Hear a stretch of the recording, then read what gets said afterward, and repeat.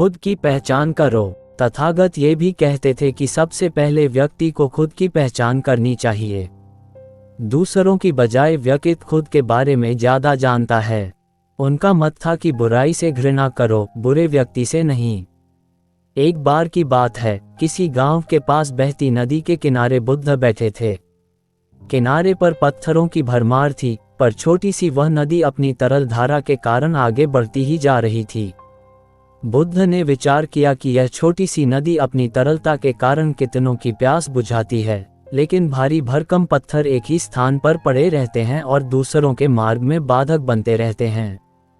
इस घटना की सीख यह है कि दूसरों के रास्ते में रोड़े अटकाने वाले खुद कभी आगे नहीं बढ़ पाते, परंतु जो दूसरों को सद्भाव और स्नेह देता है वह स्वयं भी आगे बढ़ जाता है।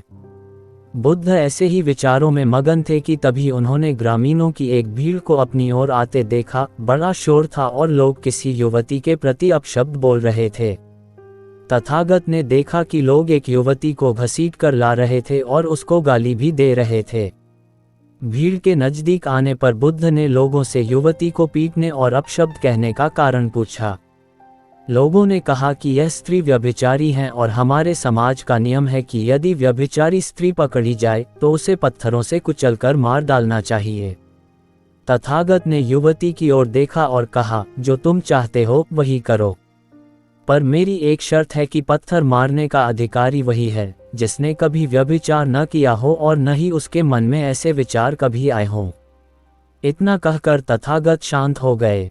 चारों ओर मौन था। कुछ समय बाद लोगों की भीड़ मन में पश्चाताप का भाव लिए हुए वहां से विदा हो गई।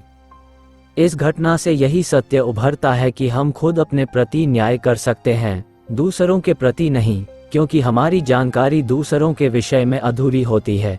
यदि हम किसी के प्रति न्याय करना चाहते हैं तो उसे ऐसा प्यार और स्नेह मिलना चाहिए कि खुद ही अपने दोषों को स्वीकार कर ले और उन्हें पुनः न दोहराने का व्रत ले।